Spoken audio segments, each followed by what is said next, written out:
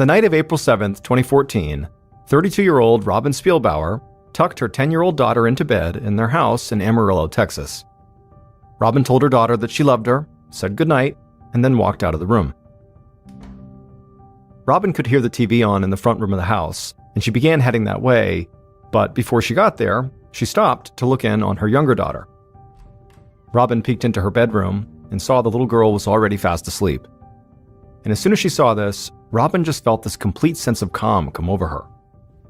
As a single mother with 2 young kids, Robin's days could get busy and chaotic. But she was finally able to relax each night when she knew her daughters were safe and sound in their beds like they were right now. Robin left the bedroom and walked down the hall into the front room of the house, where she found her mom and dad watching TV. Robin took a seat on the couch with her parents, grabbed her phone out of her jeans pocket, and quickly sent a text message. Robin's mom looked over and asked her daughter if everything was okay. She was fine, just making some plans. Robin knew her parents loved having her and the 2 girls in the house, and they played a huge part in helping her take care of the kids. But Robin thought in a perfect world, she would not be living with her parents in her early 30s. Because for many years before she wound up back at her parents' house, Robin had been living a life she loved on her own. When she was 22, she had fallen in love with a great guy named J.D. Spielbauer. J.D. was a former United States Marine and had served in Afghanistan and Iraq. Robin's father had been in the military most of his life, and so her parents had been really happy when Robin started dating a military veteran. Robin got pregnant just 2 months after they started dating, and so she and JD had their first daughter, then got married, and then they had their second daughter a few years later. And for Robin, ever since she was young, all she had wanted was to be a mom. And so she didn't really care that she and JD struggled with money sometimes, or that raising kids really wasn't always easy. She and her husband loved each other, and they had these 2 beautiful girls. That was more than enough to be grateful for. But in 2012, after she and JD had been together for almost 10 years, everything began to change. JD became distant, and he started spending a lot of time away from home. And not long after that, Robin had discovered that JD was cheating on her with a woman named Katie Phipps, who just happened to be one of Robin's friends from church. After Robin had learned that her husband and friend were having this affair, she divorced JD, took the kids, and moved back in with her parents. And not long after that, JD had married Katie Phipps, which really only added to the tension. Back on the couch, Robin's phone buzzed in her hand. She glanced down at the text, smiled, and got up. She told her parents she would have to run out for a bit and asked if they could watch the kids while she was gone. Her mom said of course, and then asked if Robin was going out to meet her new boyfriend. Robin blushed a little, but didn't respond. Then she just grabbed her purse, told her parents she wouldn't be gone too long, and walked out the front door.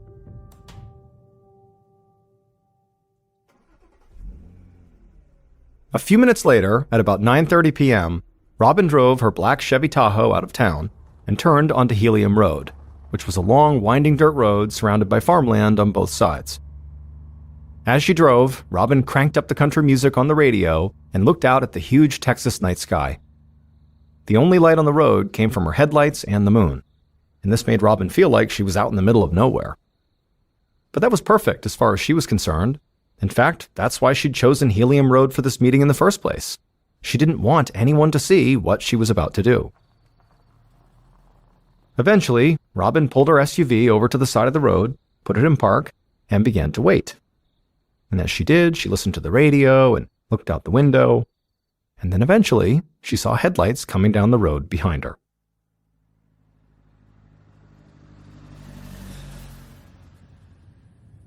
The following day, at noon, almost 15 hours after Robin had left her house, a middle-aged man drove his truck down Helium Road. The sun was bright, and it was about 65 degrees Fahrenheit. It looked and felt like a perfect spring day. As the man was driving, he spotted something in the distance, so he slowed down and squinted. And he was surprised by what he saw. 3 young girls were running down the road right towards him, and they were screaming. This part of Helium Road was usually pretty deserted, and it wasn't really a place where kids played.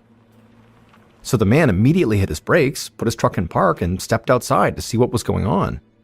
He walked over to the girls and asked if they were okay. and without breaking their stride, all three girls pointed behind them and started yelling, "She's dead! She's dead!" The man looked where the girls were pointing, and he saw there was a black SUV parked on the side of the road. He told the girls to stay where they were, and then he ran over to the SUV. And when he got there, at first glance, it just looked like somebody had abandoned the vehicle. However, when he walked to the passenger side of the SUV and looked at the ground, he just froze. The man was in total shock at what he saw, and it horrified him that three young kids were clearly the first ones to have stumbled onto this scene. The man took a breath and steadied himself, then he grabbed his phone and dialed 911.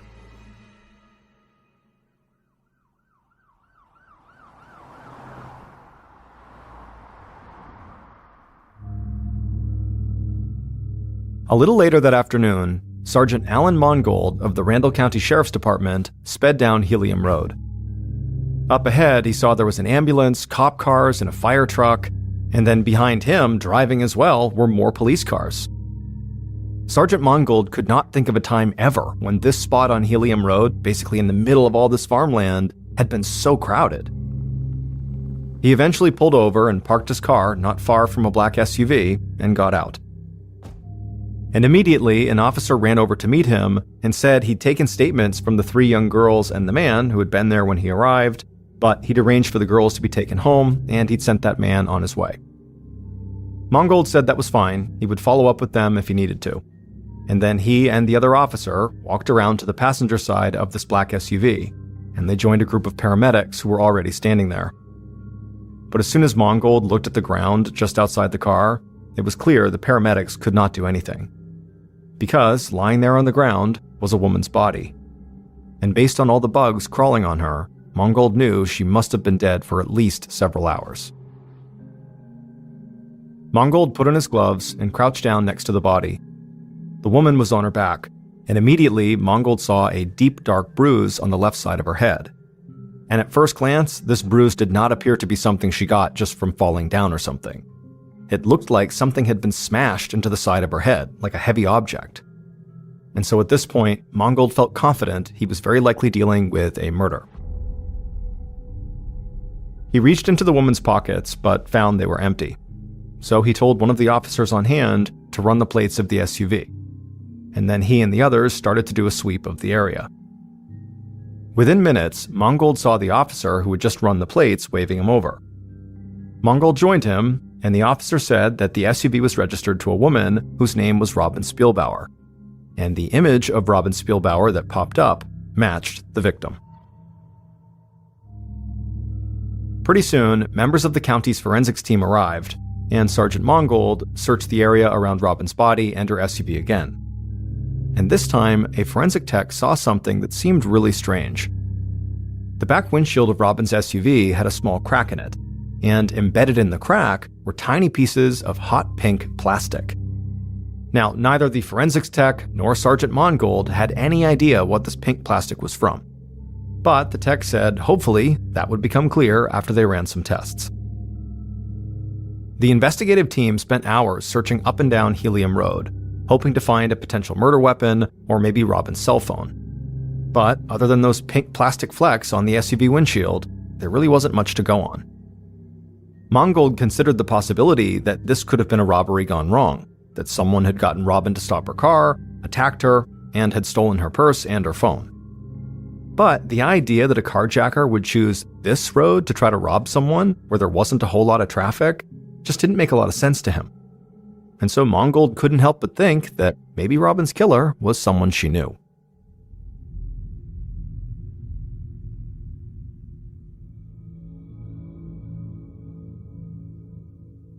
The following morning, April 9th, Sergeant Mongold sat at his desk reviewing the autopsy report. The report stated that Robin had most likely died the night before her body was found, and that her body had just laid outdoors on the side of the road overnight. And even more importantly, the autopsy report confirmed that Robin had been murdered. Because in addition to the blunt force trauma wound that Mongold had found on the side of her head, the medical examiner had also discovered a gunshot wound from a .22 caliber pistol in the back of Robin's head. So, that morning, Sergeant Mongold went to meet with Robin's friends and family to learn as much as he could about her. and also to see if anyone close to Robin owned a .22. Mangold had informed Robin's parents about the death of their daughter the previous night, and even without the results of the autopsy report, he had told them he believed there had been foul play. And so through their complete shock and grief, Robin's parents had given Mangold a list of the few people who had been closest to Robin. And now, Mangold decided to start with her new boyfriend, a bartender named Jared. But the conversation with Jared proved to be pretty uneventful. Jared said he'd been working at the bar the night that Robin had died. He said she hadn't called him or texted him or anything. And Mangold was able to quickly track down multiple people at the bar who corroborated Jared's alibi. Now, the detective had no intention of crossing Jared off his list this early on, but Jared did not jump out as an obvious suspect. And so Mangold figured if Robin's current boyfriend didn't look like a major suspect, well, the next logical step was to talk to her ex-husband, J.D. Spielbauer. Later that day, now over 24 hours after Robin's body had been found, Sergeant Mangold knocked on the front door of J.D.'s house. And as he knocked, Mangold felt a bit surprised by where he was standing, because J.D. lived only a few houses away from Robin's parents' house. The door opened, and a woman who looked like she was in her late 20s with long brown hair and bright blue eyes was standing there. Mangold introduced himself, and the woman said her name was Katie, and that she was J.D.'s wife.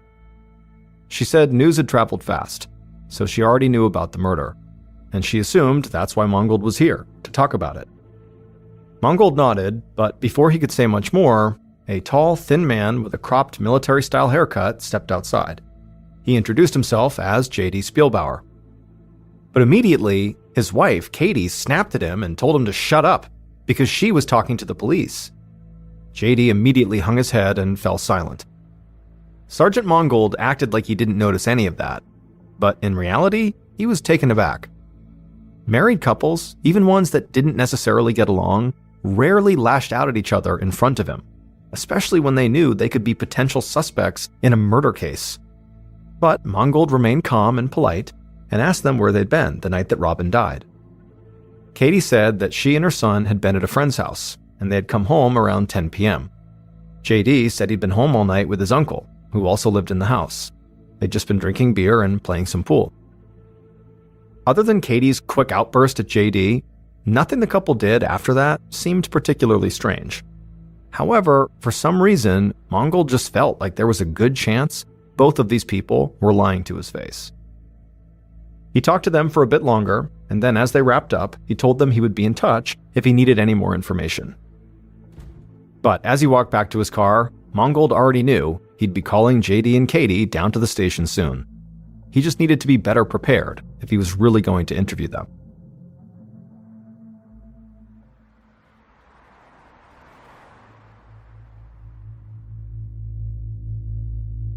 After leaving J.D. and Katie's house, Mangold drove a few minutes across town to Robin's best friend Erin's house. Robin's parents had told Mangold that Robin and Erin were extremely close and shared basically everything with each other. So Mangold thought she'd be a great person to talk to learn more about Robin, but also he figured if anybody had inside information on Robin's ex-husband and his new wife, it might be Erin. And as it would turn out, Erin knew a whole lot about Robin's ex and his new wife. She told him that at one point she, Robin, J.D. and Katie had all been friends. But then J.D. and Katie had an affair and things got ugly. She said Robin constantly worried about the kids and wondered if she and J.D. should really be trying to co-parent them. Erin also said that J.D. talked a lot about suffering from PTSD because of his time in combat as a Marine. Mangold took notes on everything Erin was telling him. An affair, a divorce, and a potential custody battle could all be motives for murder. And while Mangold did not believe that all military vets suffering from PTSD were inherently violent, J.D.'s condition was still something he had to consider. But Erin would tell Mangold something else that would instantly make him rethink his entire approach to J.D. and Katie. Erin said late last year, Robin had gone over to J.D. and Katie's house to drop off the kids. However, when Katie had come in and seen her husband and Robin talking, she screamed, grabbed Robin, slammed her into the fireplace, and threatened to ruin her life. That evening, Sergeant Mongold led JD into an interview room at the sheriff's station, and then he sat down next to him at a small round table that was pushed up against the wall. JD was wearing a t-shirt, jeans, and a baseball cap that he kept messing with like he was nervous. Mongold had spent most of the previous night trying to learn as much as possible about Robin, JD, and Katie's relationship, and he had worked with the phone company to secure a copy of text messages sent to and from Robin's cell phone. Mongold started the interview by asking JD to give him an overview of what he'd been doing on the night Robin died. JD spoke in a slow Texas drawl. He was polite and addressed Mongold as Sir, and he said basically the same thing he'd told Mongold when they met at the house. He'd been hanging out with his uncle at home, drinking and shooting pool. Mongold nodded and asked if he'd seen Robin at all on that day, but JD shook his head and said he had not seen or talked to her. Sergeant Mongold reached down and grabbed a file folder out of a briefcase. He opened the folder and pulled out a piece of paper. Then he turned to JD and said he wanted to help him because clearly JD was having trouble remembering things clearly. Mongold told JD that this piece of paper was a record of all the text messages Robin had sent and received on the night she died, and her final text exchange was with JD just before 9:30 p.m. And it was clear from this text that the two of them had been planning to meet up that night. JD immediately took off his hat and ran his hand through his hair. He apologized for lying, and then as he tried to explain himself, he started to stammer. Finally, he got out that Robin was supposed to meet him that night at his house to talk about a standardized test their older daughter was supposed to take. However, JD said Robin never showed up. At this point, Mongold really began to press JD. He asked him if Robin had never showed up, why hadn't he reached out to her? And JD really struggled to come up with an answer. He remained polite and kept calling Mongold Sir, but as he was doing that, Mongold got the impression that this was not a man who planned things out, or who could easily organize his thoughts. And so eventually, Mongold told JD that he could assume only one of two things. JD had lied because he was the one who murdered Robin, or he had lied to cover for someone else. JD just shook his head and said he would never hurt Robin. But Mongold snapped back and said, well, if you didn't kill her, who did? JD went quiet for a second, and then he looked up at Mongold and just said, I have suspicions. Now, during this interview, JD did not come out and actually say who he suspected, but Mongold thought it was pretty clear. In fact, Mongold had the same suspicion since he talked to Robin's friend Erin. So Mongold didn't waste any time. He let JD go, and then had JD's wife, Katie, brought to the station and into the same small interview room. Katie was wearing a sweatshirt with a pink camouflage pattern on it, and while her husband, JD, had looked very nervous when he came in, Katie, on the other hand, just looked mad. But before Sergeant Mongold could even ask her a question, she said she needed him, Mongold, to tell her something. She said she needed to know if JD was having an affair with his ex-wife Robin. Mongold said he didn't know if that was the case, but he did know that JD and Robin had planned to see each other on the night that Robin died. After hearing this, Katie broke down sobbing and put her face in her hands. She said she knew it. She knew Robin had been trying to tear her marriage apart because Robin had never gotten over JD after the divorce. But despite all the obvious anger Katie felt towards Robin, she insisted that she had nothing to do with Robin's murder. However, despite what Katie and JD said during their interviews, Sergeant Mongold still decided to secure search warrants for their house and their cell phones, and he felt sure he would soon be able to arrest one or both of them.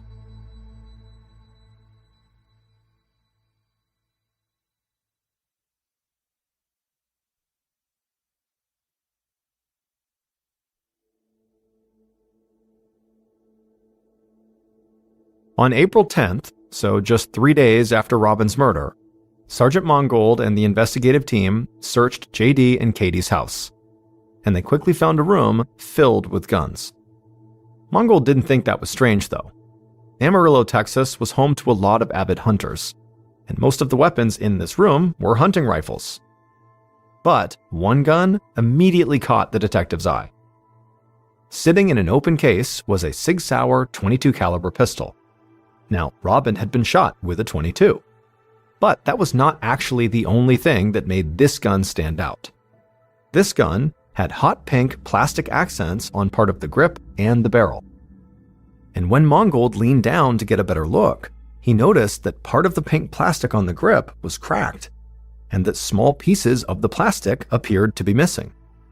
And so right away, Mongold assumed that those small pieces of pink plastic that were missing must have wound up embedded in the back windshield of Robin's SUV. Investigators quickly found out that the gun was registered to Katie, and they even found photos she had posted on social media of her holding that gun. And later that day, when police searched Katie's text messages, they found something just as damning. In the 4 days leading up to the murder, Katie had sent 336 text messages to JD, threatening to ruin him and Robin. And the final text message, number 336, which Katie had sent to JD about an hour before Robin had left her parents' house and driven out to Helium Road, said, "You started this whether you want to believe it or not. I will finish it." The Randall County Sheriff's Department and the District Attorney's Office moved fast. On April 11th, 4 days after Robin's murder, they arrested Katie.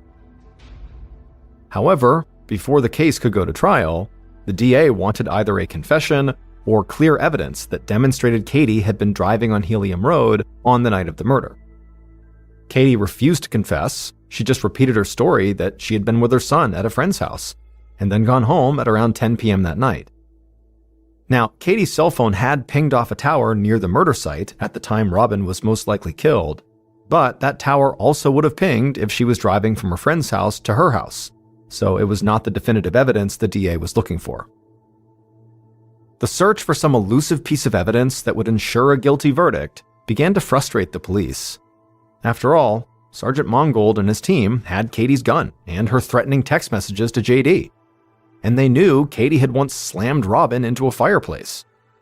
But Mongold and his team's hands were tied, because the DA's office had taken over the investigation. The DA's office wound up re-interviewing people connected to the case and also scouring surveillance footage from locations just outside of town to see if they could spot Katie's car pulling onto Helium Road. But none of this led to anything new, and the investigation dragged on for months. And so the DA began to worry that he would never find this piece of evidence that would definitively win over a jury. But on a day in July of 2015, over 15 months after Robin's murder, a woman who worked for the DA rushed into his office, and she had a very excited look on her face. She told the DA that she'd seen a story on the news about how certain cell phones left a clear digital footprint when they were connected to Wi-Fi. Essentially, police could use this Wi-Fi data to track exactly where a phone had been, which was far more information than a cell phone tower could provide. When the DA heard this, his face lit up. He'd never heard about this type of search. So he gathered his team, and they immediately got in contact with the phone and internet companies, and soon they were able to trace Katie's exact path on the night of the murder. This was exactly the kind of evidence the DA had been looking for. And not long after that, the DA got another big break when he was contacted by Robin Spielbauer's mom. She told him that she had just gotten this very bizarre phone call that she knew would help his investigation. And the information Robin's mom provided, along with the newly collected Wi-Fi data, finally solidified the case.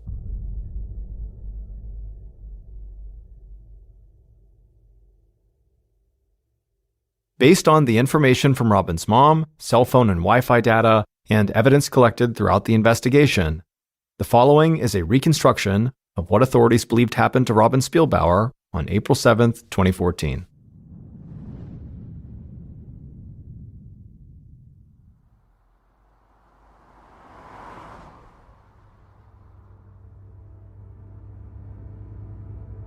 That night, the killer drove their truck through town, trailing just far enough behind Robin so as not to be spotted. The city lights slowly disappeared behind them as the killer followed Robin out onto a dark dirt road. And after a few more minutes of driving, the killer saw Robin pull over and park. And so the killer slowed down as well and parked right behind her. Once they were stopped, the killer put on a pair of gloves, grabbed a gun from the passenger seat, and then stepped outside, leaving their headlights on. The killer calmly walked towards the SUV, raised their gun, and slammed it against Robin's back windshield. The windshield cracked, and the killer heard Robin begin to scream from inside the vehicle. The driver's side door of the SUV suddenly flew open, and Robin lunged out of the car and started screaming at the killer. But the killer just raised their gun. Robin saw the gun in the headlights from the truck, and she ran towards the farmland that surrounded the road, trying to get away, but the killer followed, and they aimed at Robin in the low light, and they fired. The bullet struck Robin in the back of the head. She stumbled, her body twisted, and she fell to the ground on her back. The killer approached and saw Robin was still breathing, so they aimed the gun at her forehead and pulled the trigger again. But the gun jammed. The killer panicked. They rushed back to their truck, glancing over their shoulder to make sure Robin was not getting up and running off. The killer found a tire iron from the truck bed, took it, and ran back to the side of the road where Robin was still laying on the ground. The killer held up the tire iron and swung it hard into the side of Robin's head. Blood spilled from Robin's temple out onto the ground. Now she stopped breathing, and she died right there on the side of the road.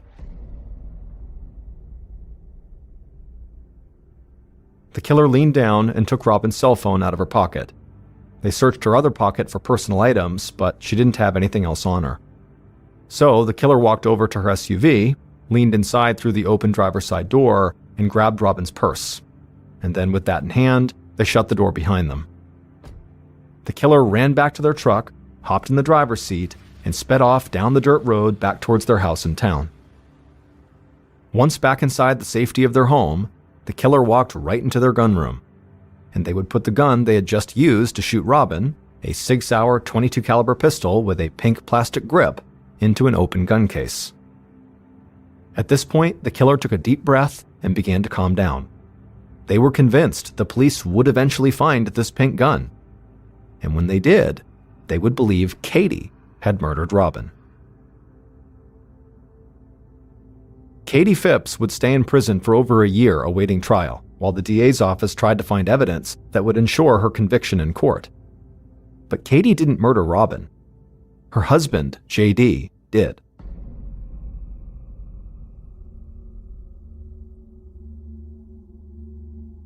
It would turn out that Katie's suspicions about JD and Robin had been correct.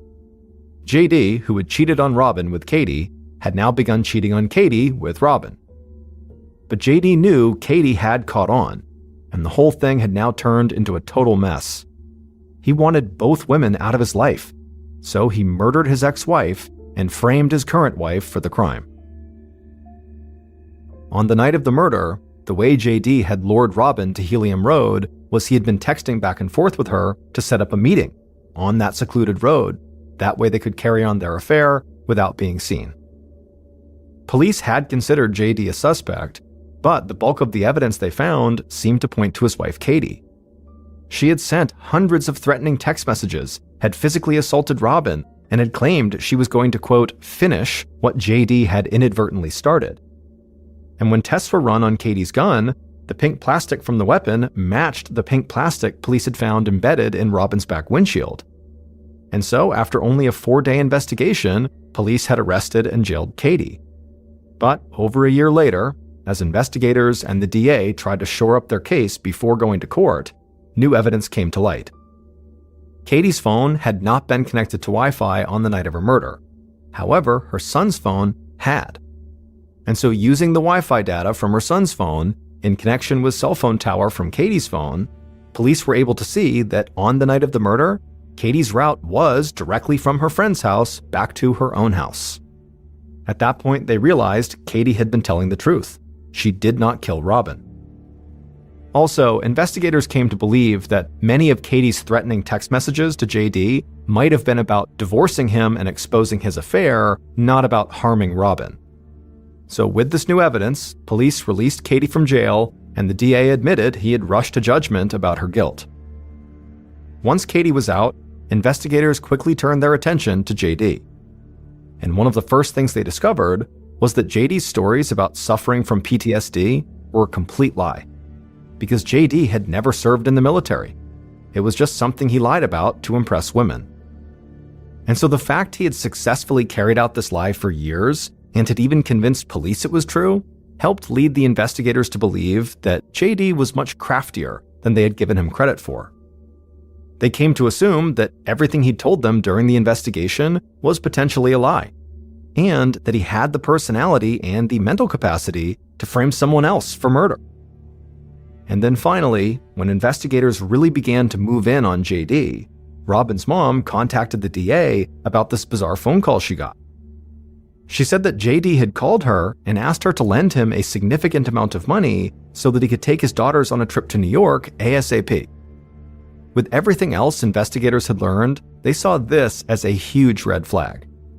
They believed the reason JD was trying to go to New York was actually just to make a run for the Canadian border.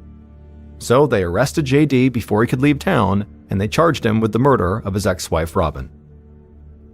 JD was found guilty of murder and sentenced to life in prison. He'll have a chance for parole in 2046. Despite the conviction, some members of the sheriff's department continued to believe that Katie had played a role in this crime. But once she was released from jail, Katie was never arrested or charged again in connection with Robin's murder.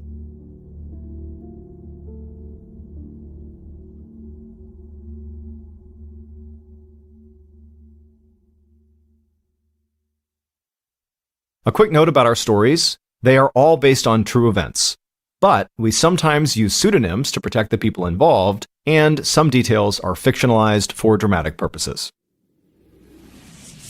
In the early 1990s, a woman in her early 20s, named Krista Frater, was working as a manager inside of a retail store called the Boston Store in Madison, Wisconsin.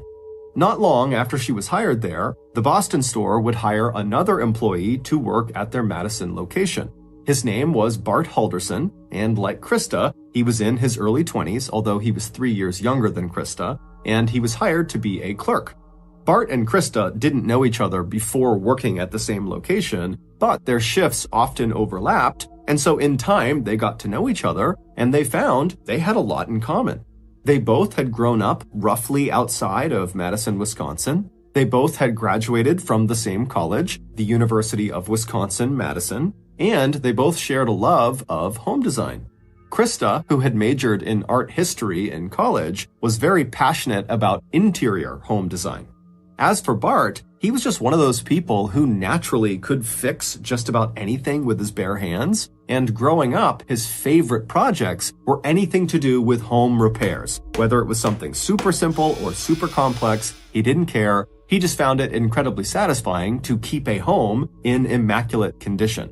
And so Bart and Krista bonded over their commonalities, and in time, their working friendship evolved into a full-fledged romance. And by 1994, they had left the Boston Store, they had gotten married, and they had moved in together to their own apartment in DeForest, Wisconsin, which is not far from Madison. 2 years after that, in 1996, Bart and Krista welcomed their first child into the world. It was a little boy who they named Mitchell. And as soon as Mitchell was born, Krista decided she wanted to stay home with the baby, and Bart was in full support, and so he went out and he got a great job as an accountant, which paid enough money to pay for the whole family.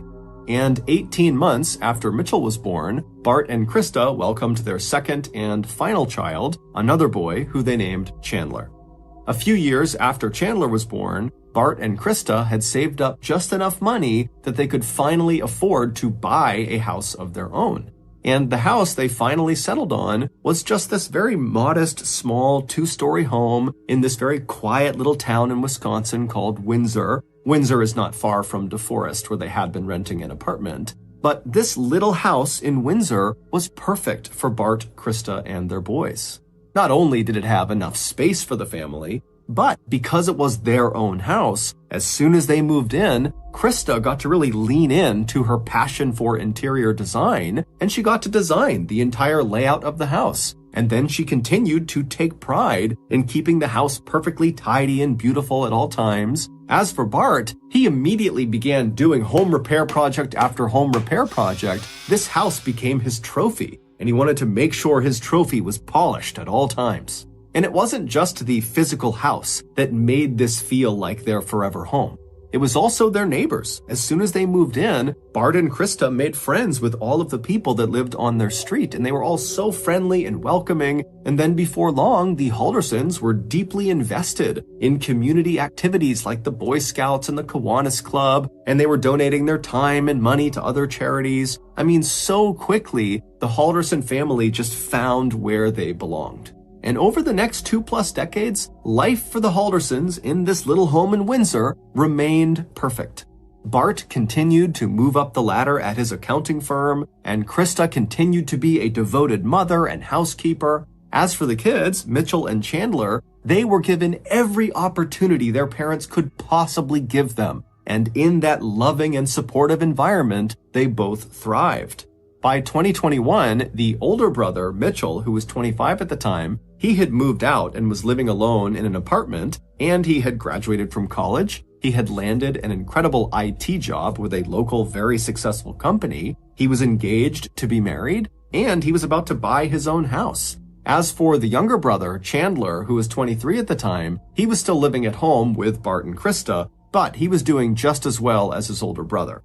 He was in his final year of college, but he had already accepted a full-time job with SpaceX that was set to start in Florida as soon as he graduated. And while he was in his final year of college, in between his studies, he worked part-time at a local insurance company to help pay rent to his parents, and he also volunteered the rest of his spare time with the Madison Police Department on their rescue scuba diving team. Chandler was also in a committed relationship with his girlfriend. But despite how well everything was going for Bart, for Krista, for Mitchell, for Chandler, their lives were about to take a serious turn for the worst. It all started in June of 2021. That month, Chandler, who was only weeks away from flying out to Titusville, Florida to start his job with SpaceX, fell down an entire flight of stairs, smashing his head in the process. Now, he immediately picked himself up and tried to tell himself that he was okay, but over the course of that day, he started to feel woozy and disoriented, and his legs started to feel numb. And so in a panic, he rushed himself to the hospital, and unfortunately, when they scanned his brain and they checked him out, the doctors discovered he had a severe concussion from this fall, and he had a brain bleed that almost certainly would require surgery at some point down the road.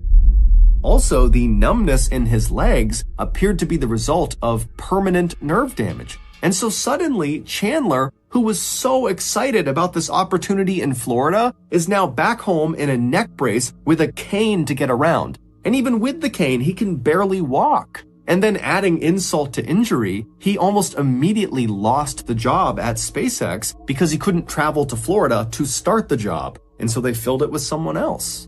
Chandler did his best to stay positive and optimistic, but I mean, this was a crushing blow. Everything he had worked for had just been taken away.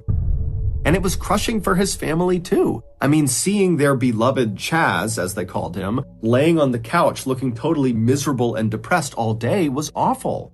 But despite how bad Chandler's accident was, the trauma it inflicted on Chandler and his family was nothing compared to what happened next. The Haldersons owned a small cabin that was located in a part of Wisconsin called White Lake. It was located about 3 hours drive to the north of their home in Windsor, and the cabin was situated inside of this rural forested area right near a big lake called White Lake, hence the name of the area. This cabin had been in the Halderson family since the 1940s, and when Mitchell and Chandler were little kids, Bart and Krista would take them up there all the time to go fishing, to go swimming, or just to relax. It was like their vacation home.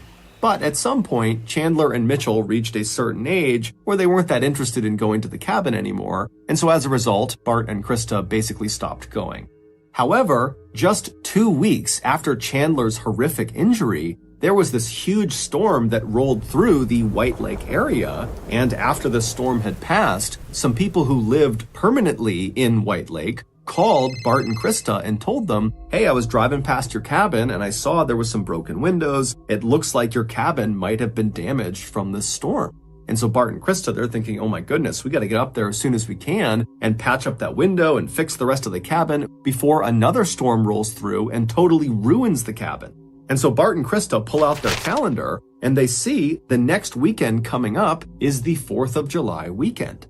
The 4th of July is a very big holiday in America. It's when we celebrate our independence. And the way White Lake celebrates the 4th of July is with a big parade down Main Street and these amazing fireworks out over White Lake. And so Bart and Krista, they figure, you know what, let's just hold off and head up to our cabin in a couple of days to time it with the 4th of July weekend, and we can make the necessary repairs, and we can enjoy the festivities of the holiday and kind of have a mini vacation up there. And so that was all fine and good, but right before they left for this trip up to White Lake, Bart and Krista started acting a little weird.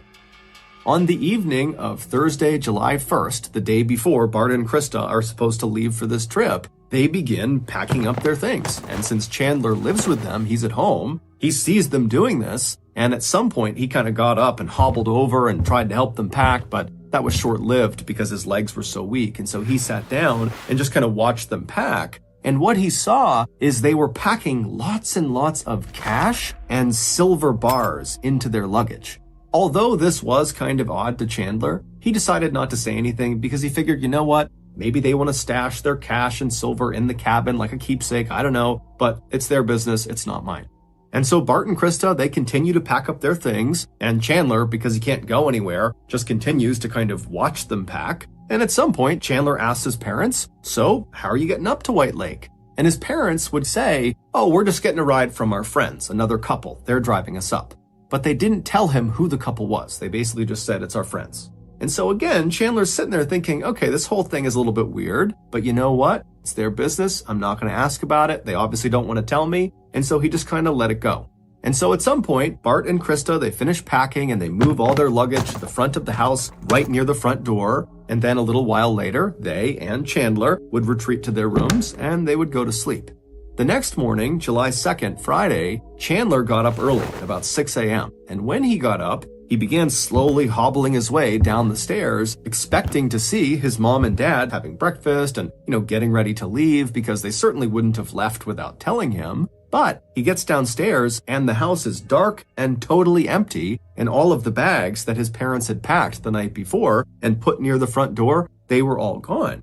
And so Chandler's thinking, did my parents get up at like 5 a.m. and leave without telling me? And so he goes to the door and he looks out the window thinking, maybe they're out there waiting outside. But when he looked outside, his parents weren't out there. And sure enough, their cars were still in the driveway. And so Chandler was left to believe that, well, I guess my parents did get picked up by whoever these friends were, and they did not feel the need to come tell me they were leaving. Now, this did leave Chandler a little bit shaken up. He just kept thinking about the strangeness of what they were packing and the fact that he didn't know who they were going with, and now this sudden departure. But again, Chandler just told himself that his parents would be just fine. These are just kind of random anomalies, but they are not indicative of there being any issue here. And so Chandler found a way to just kind of push these concerns out of his mind, and he just went about his day. And so because his parents were now going to be gone for the weekend, he promptly called his girlfriend, Catherine, and asked her to come over and stay at his house with him for a couple of days. And so she comes over, and because Chandler can't really do anything because of his injury, they basically spent the weekend just kind of lounging around and eating nice food and watching Netflix. But by the end of the weekend, on Sunday morning, there was an undertone that both of them noticed that something was wrong.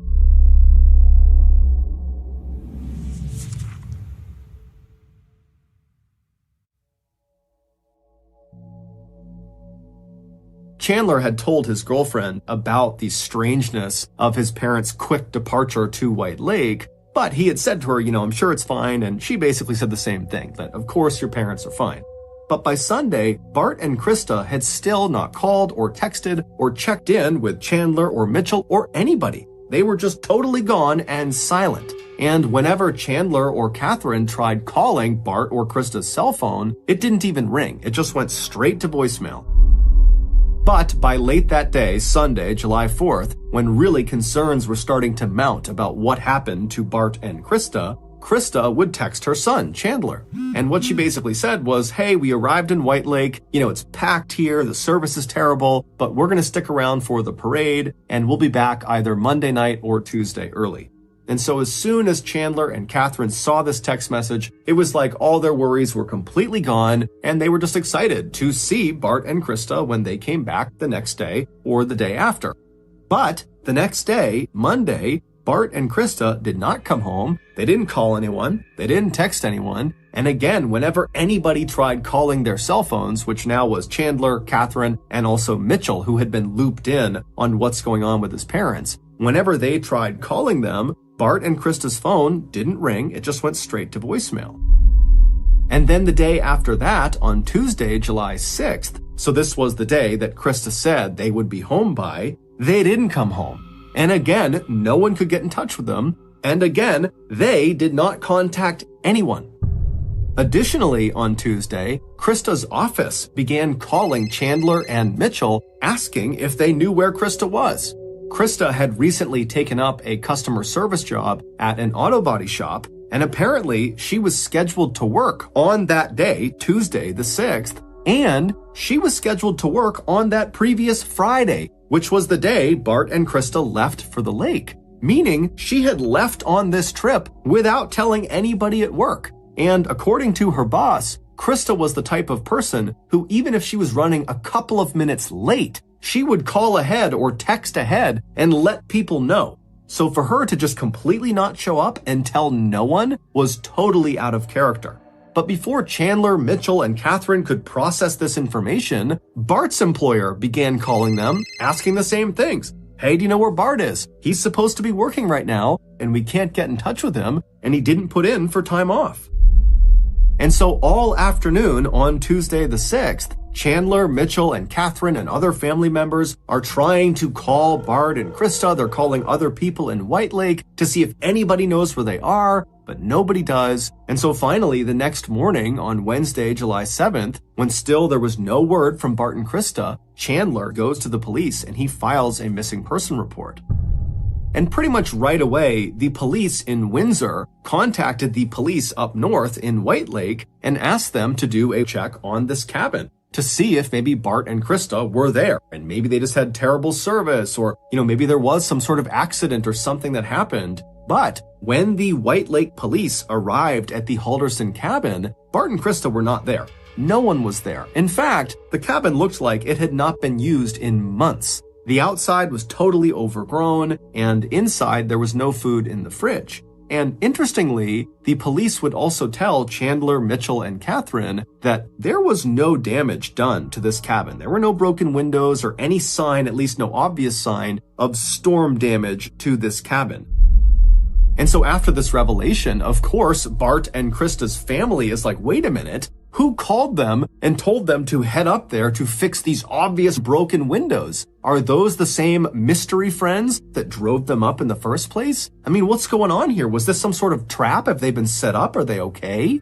And so by the following day, Thursday, July 8th, when still there was no sign of Bart or Krista, and the police really didn't have any new leads to speak of, Chandler was desperate. And so he went to local media and he said, please run a story about my parents and get the word out there that they're missing and maybe someone knows something and they'll come forward. And so local media, they would do that. They would run this piece. And so while this media coverage is going on the 8th, Chandler would go back to his home and he would hobble door to door, asking each of his neighbors if they had a security camera on the front of their house that might have picked up an angle of the street and so may have seen his parents on the morning of July 2nd when they climbed into that mystery couple's car that took them up to White Lake.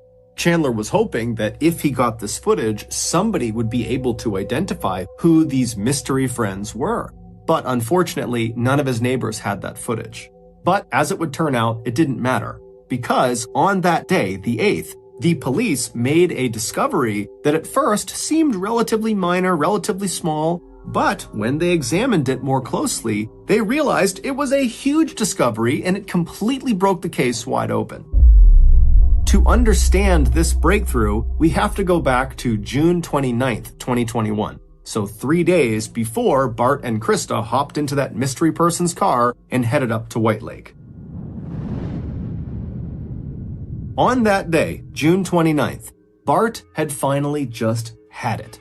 There had been something bothering him for a really long time, and he had just finally decided, you know what? today I'm going to get to the bottom of it.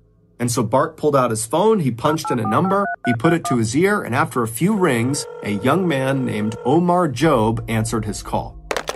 In total, Bart and Omar would talk on the phone for a total of 17 minutes. And for the first half of the call, it was basically just Bart being really angry and aggressive towards Omar. But then during the second half of the call, when Omar really had a chance to speak for the first time, Bart's tone completely changed. He was no longer angry. He actually sounded totally defeated. And so after this 17-minute phone call finally comes to an end, Bart is left kind of in shock, but he knows he now needs to set up an even more intense meeting with a group of people, and he needs to tell them what he just learned from Omar. And within 24 hours, Bart had set this additional high-stakes meeting with this other group. It was set for 3 p.m. on July 1st. July 1st was the day before Bart and Krista would leave for White Lake. And so on July 1st, the day of this new pivotal meeting, Bart was working from home, and at some point he looked at his watch and he saw it was just after 2 p.m. And even though this meeting he was going to have was still an hour away, the location of the meeting was a bit of a drive away, and so he knew he needed to leave soon. And so Bart stopped working and he texted Chandler, who was in the house with him. He just said, "Ready to leave when you are." Chandler was aware of how important this meeting was for his dad. He also understood the terrible position his dad was in. And so he had agreed to go with his dad to this meeting. And so after a couple of minutes, both Chandler and Bart have gotten dressed and ready for this meeting, and they met downstairs on the first floor, and after kind of a nod to each other, they begin walking towards the front door. But then something happens. Chandler was standing behind Bart, and so as they're moving towards the door, Chandler reaches out and grabs a rifle he was hiding on the first floor. He raises it and he fires at least 2 shots into his father's back.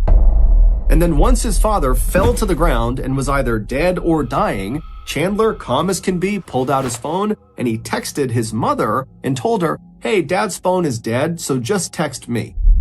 And then Chandler also sent his mother a text saying, "Get soda on your way home." To which his mother just wrote, "'Kay, I can," smiley face. All Chandler was trying to do was buy as much time as possible to prep the house for his mother's return.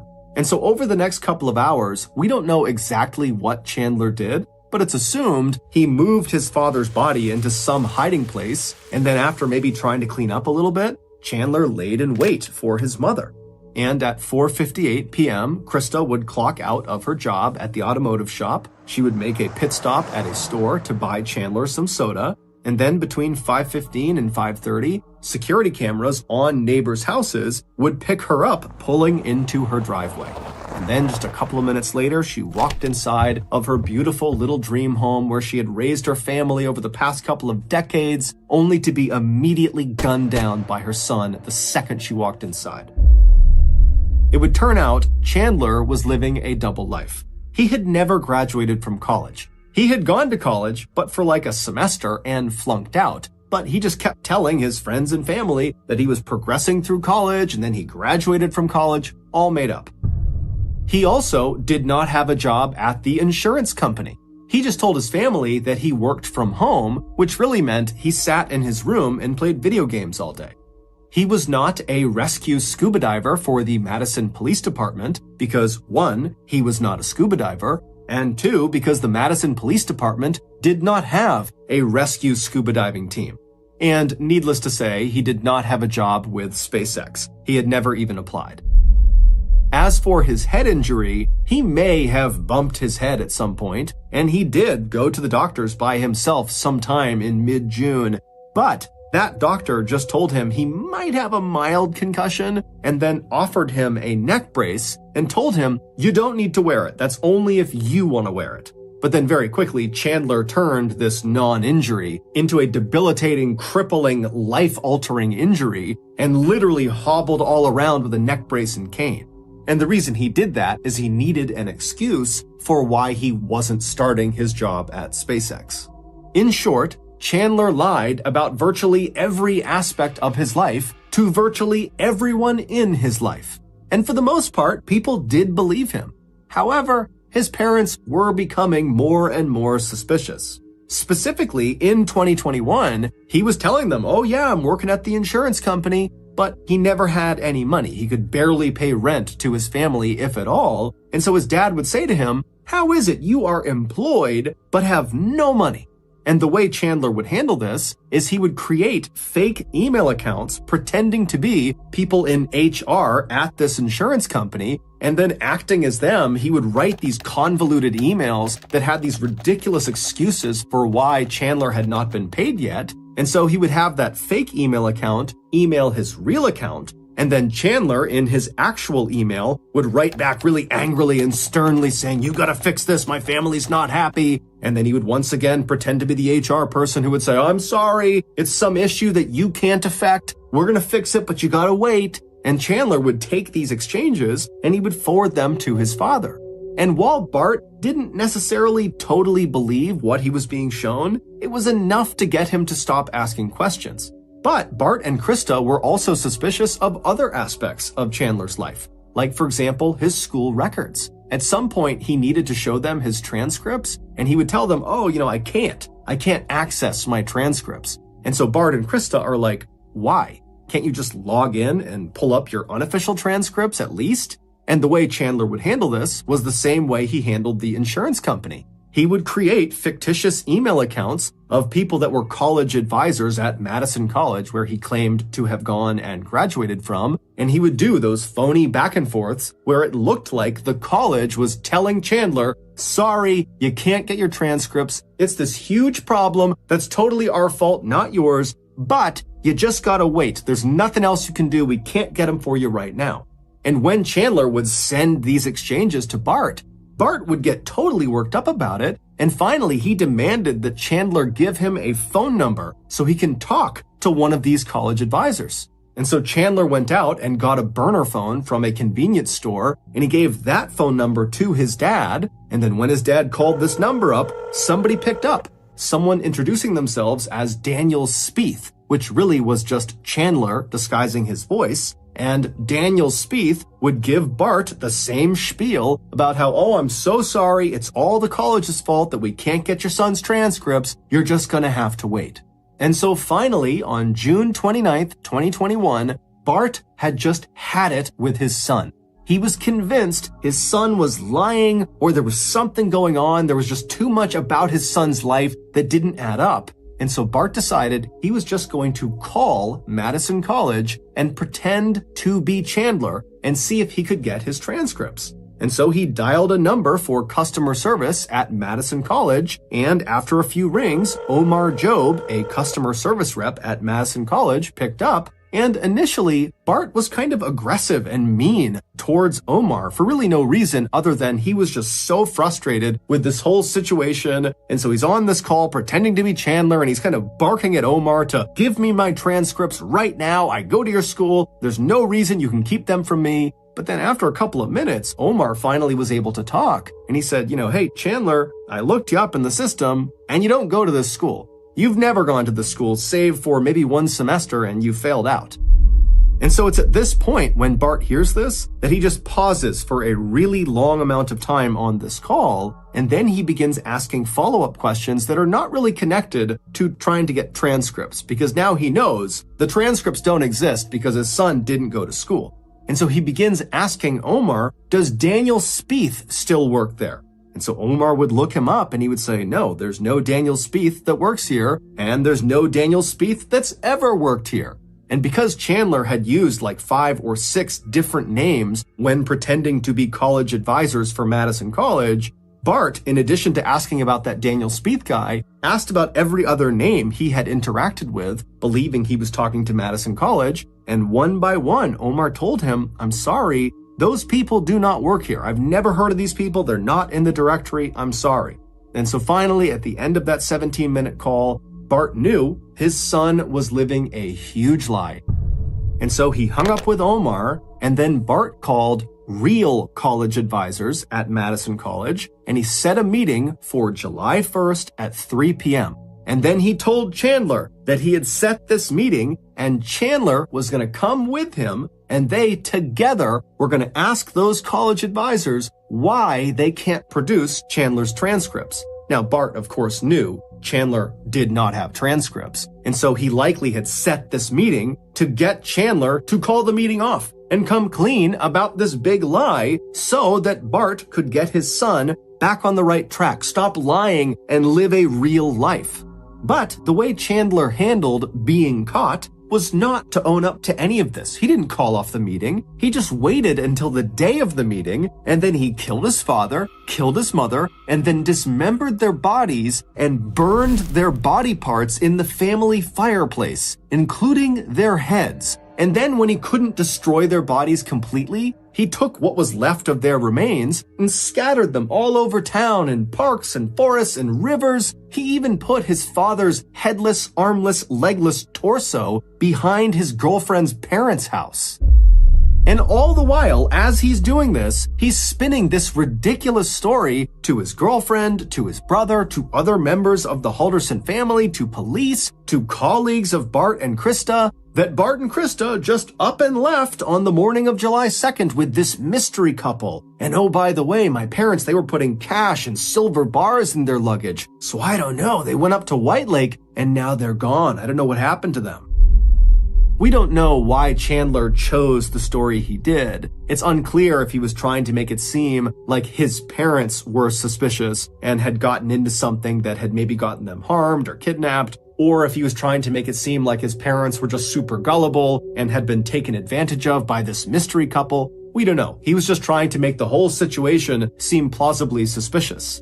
Ultimately, though, Chandler did so many things that got him caught. From the mountain of physical evidence he left behind inside of his house, where he killed and dismembered his parents, and also at the various dump sites where he didn't even bury the body parts. He would just put them underneath sticks and branches, and so they were very easy to find.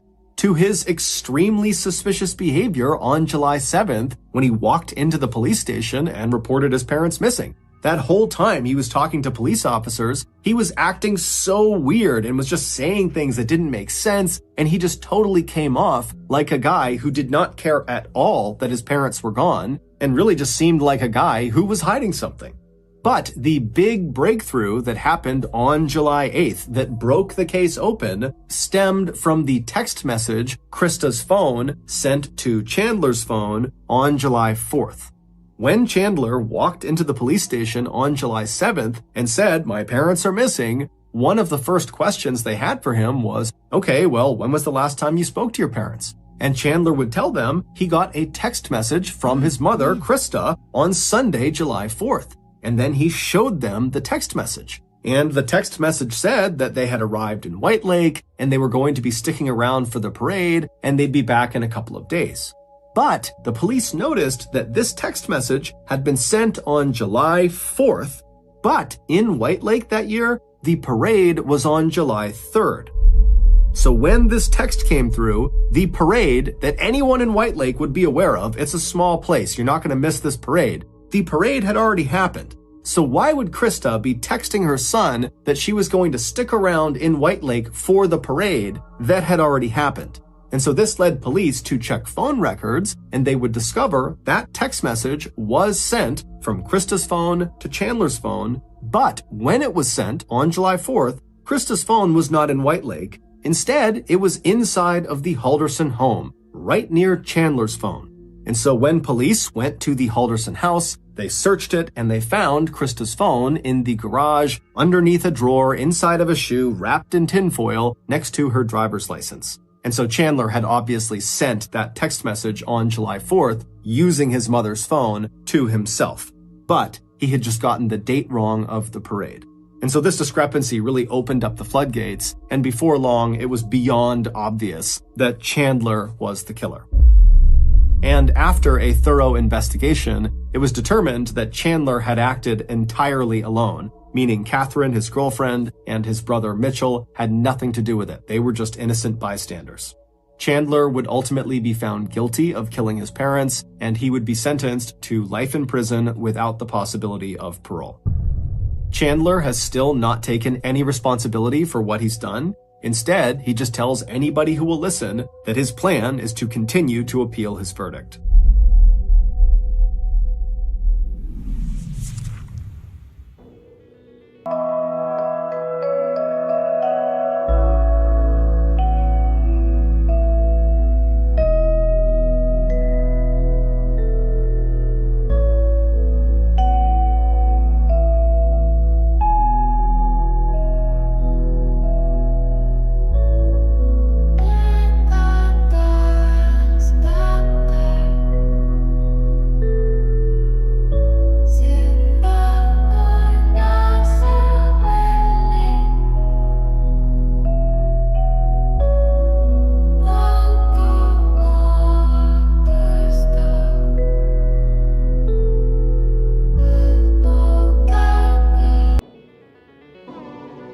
Thank you for listening to the Mr. Ballin podcast. If you got something out of this episode and you haven't done this already, the next time the Amazon Music follow button is in a deep sleep, glue a wig onto their head along with a beard-mustache combo, then decorate their bedroom to look like a hospital suite, and then violently wake them up and tell them that they've been in a medically induced coma for several years.